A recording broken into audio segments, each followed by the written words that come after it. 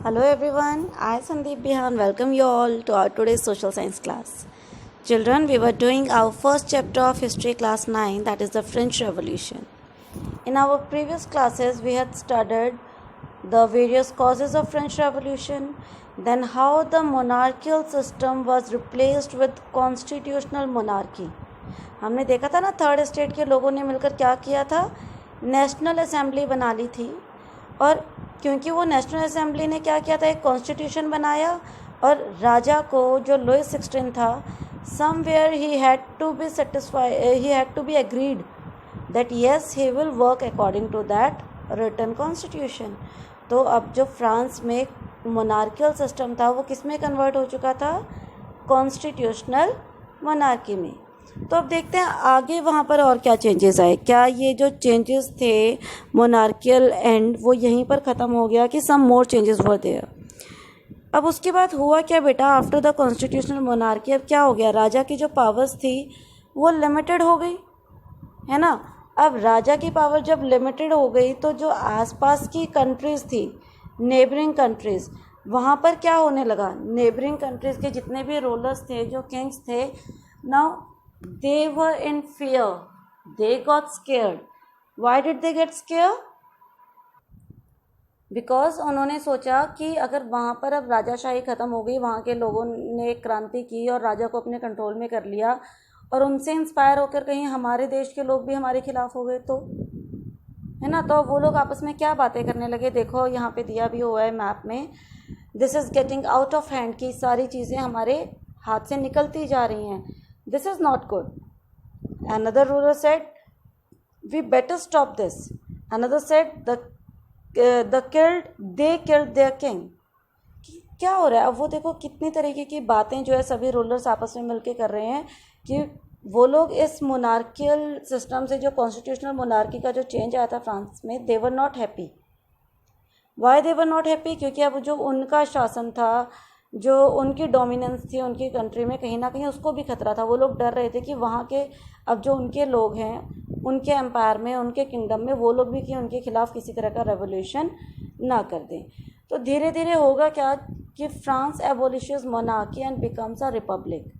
अब इस तरीके की सिचुएशंस क्रिएट होंगी कि वहाँ पर अब जो कॉन्स्टिट्यूशनल मोनार्की है ना, ये भी कन्वर्ट हो जाएगी किसमें, कॉन्स्टिट्यूशनल मोनार्की भी ख़त्म हो जाएगी और वहाँ पर अब आएगा रिपब्लिक, डेमोक्रेटिक रिपब्लिक। ओके, तो अब फ्रांस किस में कन्वर्ट हो जाएगा, एक रिपब्लिक कंट्री में कन्वर्ट हो जाएगा। कैसे क्या हुआ, let's say it, the situation in France continued to be tense, यानी कॉन्स्टिट्यूशनल मोनार्की होने के बाद भी अभी भी वहाँ पर जो है सिचुएशंस इम्प्रूव नहीं हुई। In spite of signing the constitution, Louis 16 enter into secret negotiation with the king of Prussia. Louis 16 ने एक साइड तो कह दिया कि ठीक है, आई एम रेडी, मैं आपके कॉन्स्टिट्यूशन के अकॉर्डिंग काम करूँगा, लेकिन इन अ सीक्रेट वे, गुप्त तरीके से उसने क्या किया, उसने अपने पड़ोसी देश प्रोशिया के राजा के साथ डील की। वो अपने आसपास के जो जितने भी किंगडम्स थे, he started meeting those rulers, ताकि वो उसकी हेल्प करें और दोबारा से he would be able to gain his power. तो वो किससे मिला, प्रोशिया के राजा से मिला। Other neighbouring countries also were worried with the development and were ready to support King Louis XVI, and of course वो बाकी देश जो है लुइस 16 को सपोर्ट करने के लिए तैयार थे, क्योंकि वो चाहते थे कि वापस से वहीं पर मोनार्की सिस्टम आ जाए और उनके देश में उनके रूल पर भी क्या हो, खतरा ना हो। But before they could plan, इससे पहले कि वो लोग कुछ प्लान करते, नेशनल असेंबली ने ही कुछ प्लान कर लिया। क्या किया, national assembly voted in April 1792 to declare war against Prussia and Austria. तो फ्रांस की जो नेशनल असेंबली थी, उन्होंने इलेक्शन मतलब they have discussed over it and for what did they agree, they got agreed कि they will do a war against the kings और the territories of Prussia and Austria. क्यों? क्योंकि कहीं ना कहीं से उनको ये इन्फॉर्मेशन मिल गई थी कि जो लुइस 16 है, he is trying to get the help from these rulers. People sang patriotic songs like Marseillaise, composed by Roger de Isel. अब वहाँ के लोग क्या है, देशभक्ति के गाने गाने लगे थे और वहीं का एक और जो उनका एक हम कह सकते हैं पेट्रियाटिक सॉन्ग था which was very popular. The name of that song was Marseillaise. Marseillaise बेटा फ्रांस में एक जगह भी थी, उसी के नाम पर जो है इस सॉन्ग का नाम रखा गया था. और यही सॉन्ग आगे जाकर क्या बन गया था, फ्रांस का नेशनल एंथम. देखो लिखा भी हुआ है यहाँ पे, the Marseillaise is now the national anthem of France. और यही Marseillaise because it became very popular during their struggle to become a republican nation. That's why it was declared as the national anthem of the country. This led to wars. अब जैसे ही national assembly को पता चला, उन्होंने war declare कर दिया, तो of course क्या होंगे, जब भी युद्ध होता है तो उससे पॉजिटिविटी कम और नेगेटिविटी ज़्यादा निकल के आती है, प्रॉब्लम्स ज़्यादा क्रिएट होती हैं. सिमिलर यहाँ भी हुआ. Brought losses and economic difficulties, बहुत सारे नुकसान हुए, फाइनेंशियल लोगों को प्रॉब्लम होने लगी. Man were busy in war. अब जो मेल मेंबर थे समाज के, कंट्री के, सोसाइटी के, वो तो सबके सब किस में बिजी हो गए, युद्ध लड़ने में. तो अब गुजारा कहाँ से करें, सोर्स ऑफ इनकम तो चाहिए, पैसा तो कमाना है, घर भी चलाना है. वो जो आर्मी जो लड़ रही है, जो फौज में जो लड़ रहे थे अपने देश की आज़ादी के लिए, तो उनको भी कहीं ना कहीं एम्युनिशन, फूड, उन लोगों को भी सप्लाई करना है. तो क्या होने लगा, विमेन जो लेडीज़ थी, जो विमेन थी, they started working in the industries, factories. उन्होंने जो है इकोनॉमिक लेवल को संभाला and they started earning money for their livelihood. और किस तरीके से, इस तरीके से दोनों के कोऑपरेशन के साथ ये जो युद्ध था, ये जो वॉर था against Prussia and Austria, that was continued. उसके बाद क्या हुआ, कॉन्स्टिट्यूशन हमने देखा था कि 1791 में बन गया था. पॉलिटिकल राइट्स मिले थे, लेकिन किसको मिले थे, ओनली रिचर सेक्शन को. हमने देखा था ना कि जो पॉलिटिकल राइट्स कॉन्स्टिट्यूशन ने दिए थे वो 25 ईयर्स के जो मैन थे उनको मिले थे, और वो भी कौन से man, who were rich, it means those who were having the property. और दूसरा, those should be tax payer. तो ये सभी कंडीशंस फुलफिल कौन कर सकता था, वो कोई ना कोई एक अपर मिडिल क्लास या रिच पर्सन ही ये जो है कंडीशंस फुलफिल कर सकता था. तो अब जो पुअर सेक्शन था थर्ड एस्टेट का, 3 एस्टेट हमने किए थे ना बेटा, clergy, nobility and common man.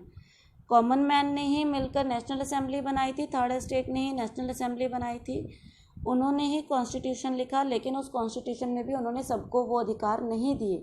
तो अब जिन लोगों को राइट टू वोट नहीं मिला, यानी जिन लोगों को पॉलिटिकल राइट्स नहीं मिले, तो क्या हुआ, अब वो लोग कुछ ना कुछ तो करेंगे ना अपना अधिकार पाने के लिए. तो इसलिए कुछ पॉलिटिकल क्लब्स या ऑर्गेनाइजेशंस बनने लगी, और उनको क्या नाम दिया गया, Jacobins, named after convent of saint Jacob of Paris. तो अब क्या होने लगे, ये जो पुअर पीपल थे, they started making the Jacobin clubs and now they were demanding for their political rights. And main खास बात क्या थी इन जैकबिन क्लब्स की, that women were also the active participant here. अब जैकबिन क्लब में कौन कौन थे, स्मॉल शॉपकीपर, सर्वेंट्स जो डेली वेजेस पर काम करते थे, artisan, shoe maker, pastry cookers and watch makers. मतलब हर छोटे से लेकर बड़ा जो वर्कर्स थे, worker class was completely involve in this Jacobin clubs. They were the members of these Jacobin clubs. Beta, here few questions are given, 1 marks questions. You have to answer me these questions in the comment box. Okay. Now let's continue. Then what happened? अभी जो Jacobin clubs थे, Jacobin club के जो leader थे, who was the leader? He was Maximilian Robespierre. He can see his image here. So in France, the leader of the Jacobin club was the Maximilian Robespierre. अब इस Jacobin club ने किया क्या, Jacobin club ने अपनी एक अलग पहचान बनाने के लिए what they started wearing, they decided to wear long strip trouser. कैदियों की ड्रेस देखी है, इस तरीके से धारीदार होती है, तो इसी तरीके के उन्होंने कुछ जो है अपने trousers they selected. Those were called sans clotos, means those without knee breeches. तो ये अपने आप को क्या कहते थे, सैन क्लोटोस जो है इनको नाम दिया गया. दे आल्सो वो रेड कैप. अब और क्या पहनते थे, ये रेड कलर की कैप पहनते थे, which was the symbol of their liberty. जो वो रेड कैप पहनते थे जैकोबिन क्लब के मेंबर्स, वो उनकी कहीं ना कहीं किस चीज़ की पहचान थी? उनकी आज़ादी की पहचान थी। वो चाहते थे कि उनको भी आज़ादी मिले, उनको भी अधिकार मिले। So their red cap was the symbol of their liberty. अब इस जैकोबिन क्लब ने किया क्या? In the summer 1792 Jacobin planned insurrection. Insurrection क्या होता है? See here, a violent uprising against an authority और गवर्नमेंट, यानी सरकार के खिलाफ कुछ भी कदम उठाना, that was called the insurrection. तो जैकोबिन क्लब, क्योंकि वो तो नेशनल असेंबली से खुश नहीं था। क्यों खुश नहीं था? क्योंकि नेशनल असेंबली ने उनको उनके कुछ social and plus political rights उनको नहीं दिए थे। मेन तो पॉलिटिकल राइट्स उनको नहीं दिए थे, तो इसलिए उन्होंने किसके खिलाफ जो है they become violent against the government. This was against short supplies and high prices of food. अब इशू क्या बनाया उन्होंने सरकार के खिलाफ? इशू बनाया क्योंकि युद्ध हो रहा था, युद्ध में ज़्यादा सप्लाईज जो है वॉर साइट्स पर जा रही थी, तो there was shortage of food. अब फूड की शॉर्टेज होने के कारण क्या हो रहा था? Prices were high. तो इस चीज़ को उन्होंने क्या किया? इशू बना दिया। So on the 10th August, in the morning of 10th August, they stormed the palace of Tuileries, massacred kings guards, held king and hostage. अब उन्होंने क्या किया था? राजा के महल पर हमला कर दिया। राजा कौन था? राजा वही था लुईस 16, है ना, वही जो है राजा था। तो राजा के महल पर उन्होंने हमला कर दिया, उनके गार्ड्स को मार डाला, राजा को पकड़ लिया और उसको बंदी बना लिया। हॉस्टेज होता है बेटा बंदी बनाना। राजा को उन्होंने बंदी बना लिया। बंदी बनाने के बाद उन्होंने क्या किया? Assembly voted imprisoning royal family. तो फिर से जो है नेशनल असेंबली में अब इसके रिगार्डिंग डिसीजन लिया गया कि क्या करें। तो डिसीजन क्या लिया? डिसीजन ये लिया गया कि उनको, जो राजा थे उनको बंदी बना लिया जाए, जो भी है रॉयल फैमिली। रॉयल फैमिली किसकी फैमिली को बोला है? लुईस 16, उसकी पूरी फैमिली को क्या किया गया? बंदी बना लिया गया। फिर से इलेक्शन हुए, बट इलेक्शन में अभी भी कुछ लोगों को राइट टू वोट नहीं था। कौन? Man above 21। सो इलेक्शंस में अब जो है नेशनल असेंबली ने राइट टू वोट दे दिया था to every man, not women, women were still excluded. Every man above the age of 21 they got the right to vote. Newly elected assembly called convention। देखो अभी जो बदलाव आया, third state के लोगों ने नेशनल असेंबली बनाई, उन्होंने संविधान लिखा, संविधान में उन्होंने पुअर पीपल को उनके वोटिंग राइट नहीं दिए। तो जब जैकोबिन क्लब बने, उन्होंने they put for the struggle for the political rights, तो गवर्नमेंट को क्या करना पड़ा? गवर्नमेंट ने उनकी ये डिमांड मानी, उनको राइट टू वोट दिया, और पहले 25 ईयर्स तक की लिमिट थी, अब 21, उस लिमिट को कम कर दिया। अब 21 साल से ऊपर सभी मेल मेंबर्स को, पर अभी भी एक कमी क्या थी? विमेन को इंक्लूड नहीं किया था। मेल मेंबर्स को क्या थी? वोट डालने की परमिशन मिल गई थी। और ये जो न्यूली इलेक्टेड असेंबली थी, यानी जो पहले नेशनल असेंबली के नाम से जानी जाती थी, अब उसका नया नाम क्या रख दिया इन्होंने? Convention. Okay, now again one question is given here, you have to answer it. Then next is, this governing body declared the abolition of monarchy। अब देखो राजा, अभी तक क्या था? जो संविधान फॉलो हो रहा था उसको, उसके अकॉर्डिंग राजा ही शासन कर रहा था, लेकिन राजा किसके अकॉर्डिंग शासन कर रहा था? संविधान में दी हुई गाइडलाइंस के according. It means his powers were limited. लेकिन अब जो न्यू गवर्निंग बॉडी आई थी, जो कन्वेंशन बनी थी, इसने क्या किया? इसने मोनार्की को ख़त्म ही कर दिया। उसने बोला हमें तो कॉन्स्टिट्यूशनल मोनार्की भी नहीं चाहिए, हमें राजा चाहिए ही नहीं। What we want a proper elected body as a governing organisation for the nation. तो इसलिए उन्होंने क्या बोला? उन्होंने फ्रांस में क्या इस्टेब्लिश कर दिया? They established the republican system in France. They declared France a republic nation. Republic क्या होता है बेटा? वो कंट्री जहाँ पर पीपल चूज और इलेक्ट देयर रूलर। रूलर कह सकते हो, गवर्नमेंट कह सकते हो, रिप्रेजेंटेटिव्स कह सकते हो। सो फ्रांस में भी ऐसा ही था, राजाशाही ख़त्म हो गई थी, है ना। और जो कन्वेंशन बनी थी उसमें सभी लोगों को वोटिंग राइट था। विमेन को अगर हम लोग अलग कर देते हैं तो बाकी सभी मेन को, चाहे उनके पास प्रॉपर्टी है या नहीं है, सबको क्या था? वोटिंग राइट मिल चुका था। तो इसलिए फ्रांस ने अब अपने आप को क्या डिक्लेयर कर दिया? उसने कॉन्स्टिट्यूशनल मोनार्की बिल्कुल ख़त्म कर दिया और उसने अपने आप को रिपब्लिक डिक्लेयर कर दिया। अब 21 सितंबर को देखेंगे बेटा क्या हुआ। 21 सितंबर 1792 मोनार्की एबॉलिश्ड, मोनार्की को पूरे तरीके से ख़त्म कर दिया गया। अभी तो उन्होंने डिक्लेयर किया था तो बिल्कुल ख़त्म कर दिया। फ्रांस ने अपने आप को रिपब्लिक डिक्लेयर कर दिया।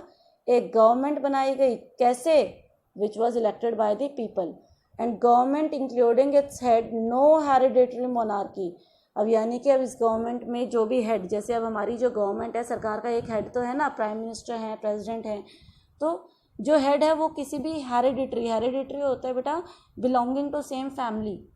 पहले क्या होता था, राजा मर गया, उसके बाद उसका बेटा, उसकी डेथ के बाद उसका बेटा, जो सक्सेसर्स होते थे ना वो एक ही फैमिली से होते थे।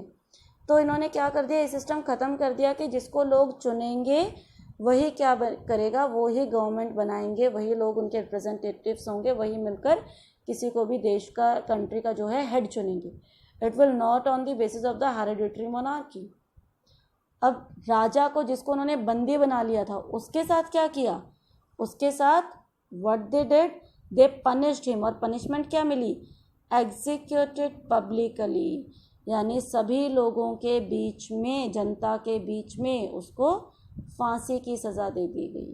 And 21 January 1793 at palace de la Concorde, queen Marie Antoinette कौन थी, लुईस 16 की वाइफ थी, उनको भी पहले किसको फांसी दी, पहले लुईस 16 को फांसी दी और उसके बाद कुछ समय के बाद जो है उनकी जो वाइफ थी क्वीन मैरी एंटोनी, उनको भी सेम फेट मतलब जो राजा के साथ हुआ था, राजा के साथ क्या हुआ था, उसको पूरी पब्लिक में सभी लोगों के सामने फांसी दे दी गई थी। तो ऐसा ही बाद में मैरी एंटोनी के साथ भी हुआ।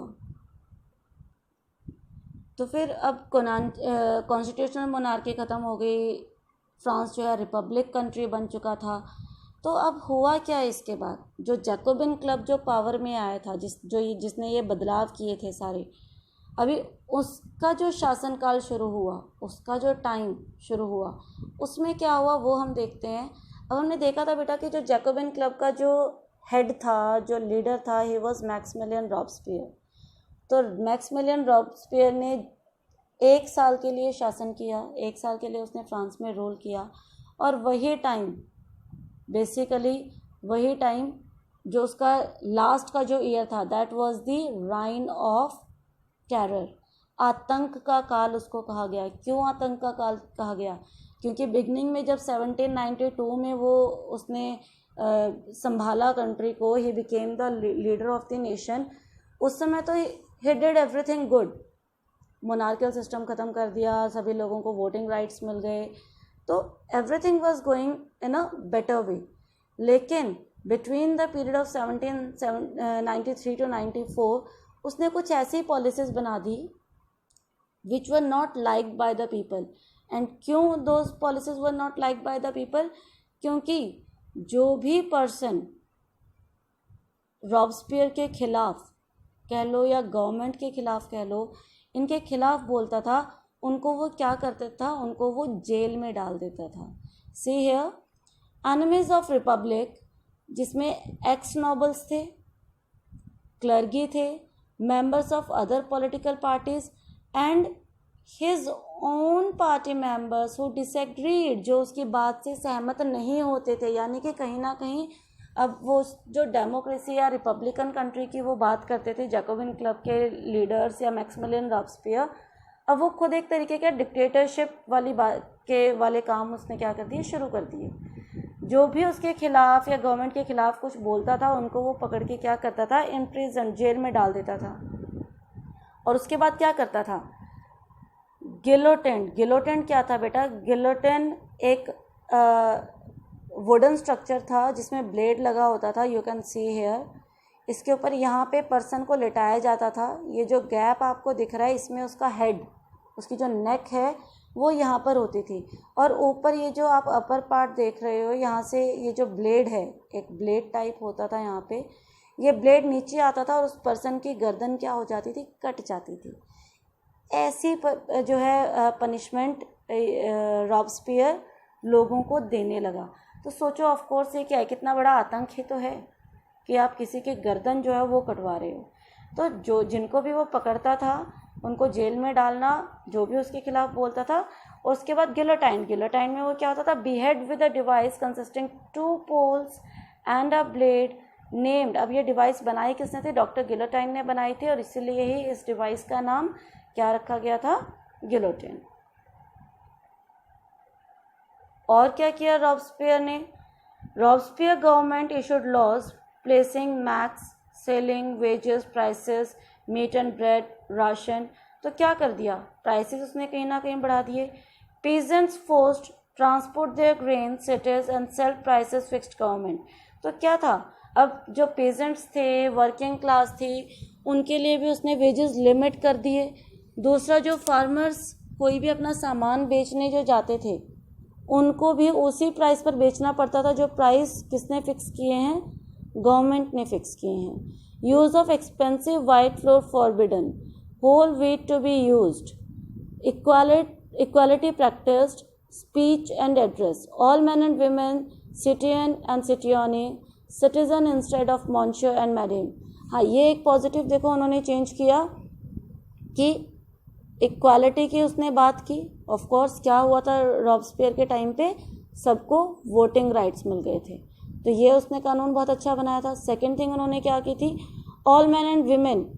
अभी तक जो है मोनार्कियल सिस्टम में क्या था, कोई सिटीजनशिप नहीं थी, लेकिन अब उसने एक प्रिस्क्राइब्ड टेरिटरी की और उसके जो लोग थे उनको सिटीजन का नाम दिया। देखो, citoyen and citoyenne, citoyen for men, citoyenne for women. और इसका मतलब क्या था इन टर्म्स का, मतलब सिटीजन।